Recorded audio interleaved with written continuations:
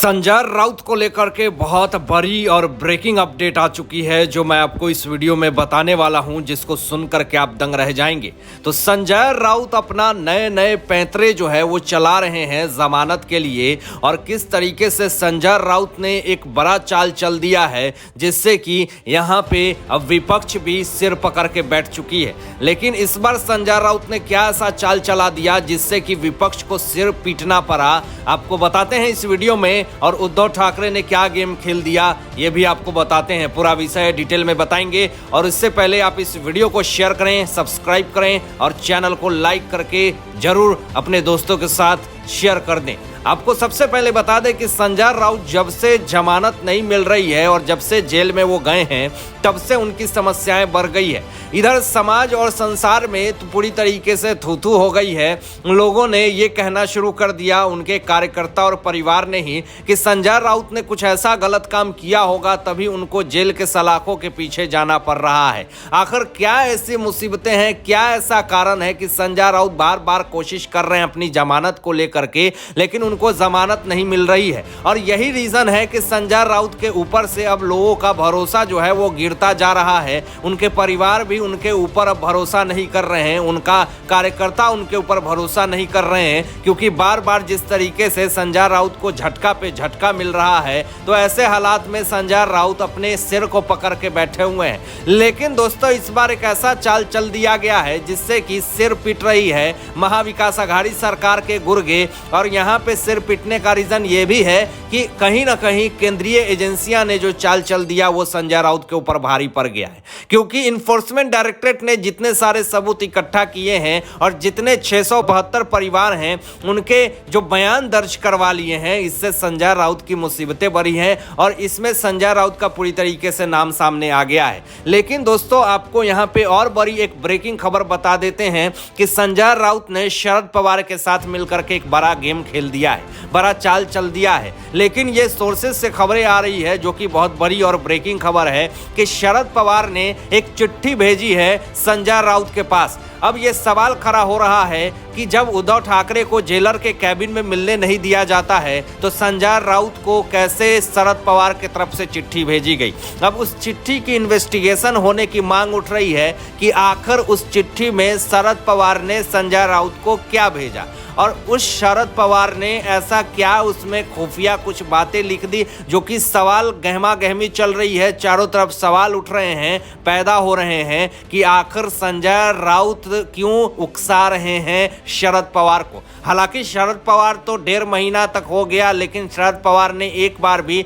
संजय राउत की जमानत को लेकर के कभी भी आवाज नहीं उठाई। लेकिन बार बार जमानत की याचिका खारिज होने के बाद आखिर क्या ऐसी आन पड़ी कि शरद पवार को चिट्ठी भेजनी पड़ी।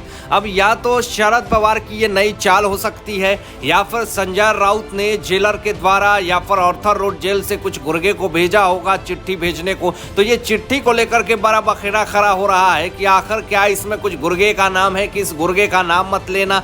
ऐसे तमाम सवाल जो है वो खड़े हो रहे हैं और शक के निशाने पे हैं शरद पवार, और संजय राउत की मुसीबतें तो और ज्यादा बढ़ रही है। अब एक तरफ उद्धव ठाकरे जो है वो मिलने के लिए बार बार कोशिशें कर रहे हैं संजय राउत से, लेकिन यहाँ पे जेलर ने साफ तौर पे मनाही कर दी कि नहीं, एक मुजरिम है संजय राउत तो मुजरिम की तरह ही पेश होनी होगी। जैसे कि जाली के पीछे और तमाम लोग मिलते हैं उसी तरीके से आपको भी मिलना होगा। लेकिन यहाँ पे पेच फंसता है कि उद्धव ठाकरे अभी भी अपने आप को मुख्यमंत्री समझते हैं, तो यहाँ पे जेलर ने पूरी तरीके से हेकड़ी निकाल करके रख दी कि आप एक मुख्यमंत्री अगर होते भी तो भी आपको उसी तरीके से मिलना होता जैसे एक कैदी से एक दूसरा इंसान मिलता है। अभी संजय राउत कैदी की तरह है और आगे जेलर ने यह भी कहा कि अगर आप संजय राउत से मिलना चाहते हैं तो आपको कोर्ट से इजाजत लेनी पड़ेगी और बिना कोर्ट के इजाजत से आपको नहीं अनुमति दी जा पाएगी। ये अपने आप में बहुत ब्रेकिंग और शॉकिंग न्यूज है। लेकिन संजय राउत फिर भी नहीं मानते हैं और फिर भी उन्होंने नया चाल और नया पैंतरा चलना शुरू कर दिया।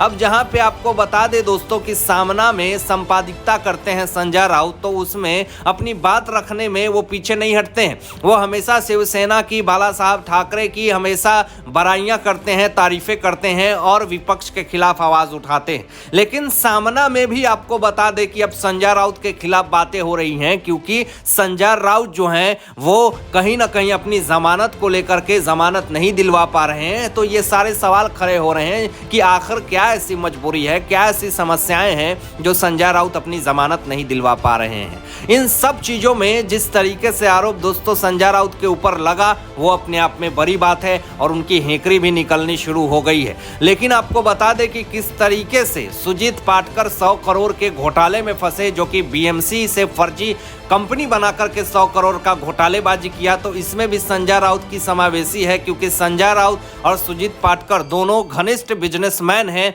और कहीं ना कहीं सवाल ये भी पैदा होता है कि जो बिजनेसमैन है सुजीत पाटकर और संजय राउत, तो संजय राउत क्यों सुजीत पाटकर के पत्नी स्वप्ना पाटकर को रेप देने की धमकी देते हैं और उनको क्यों जान से मारने की धमकी देते हैं। यह भी सवाल अहम खड़ा होता है कि आखिर संजय राउत इतना नीचे कैसे गिर सकते हैं कि एक दोस्त की, बिजनेस पार्टनर की पत्नी को रेप करने की धमकी देते हैं, उनको डराने धमकाने की धमकी देते हैं। तो ये कहीं ना कहीं अपने आप में बहुत अहम सवाल है। और आपको ये भी बता दें कि ईडी के सोर्सेस से जो बड़ी खबर आ रही है वो अपने आप में बहुत बड़ी बात है। अब ईडी के जितने भी जांच अधिकारी, तहसीन सुल्तान ने तो यहाँ पे तबादला हो गया उनका, लेकिन आपको बता दें कि जो नया जांच अधिकारी आया वो संजय राउत को लेकर के पूरी तरीके से एक्टिव है।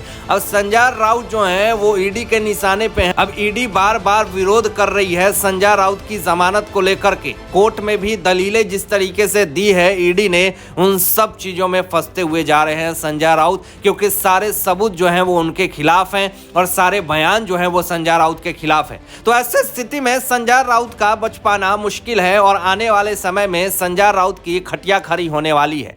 अब वो सोचने पे मजबूर हो गए हैं कि कैसे मैं इन सब हालातों से निकलूं, कैसे मैं इन सब पचड़ों से बाहर निकलूं जिससे कि मैं अपने आप को बचा सकूं।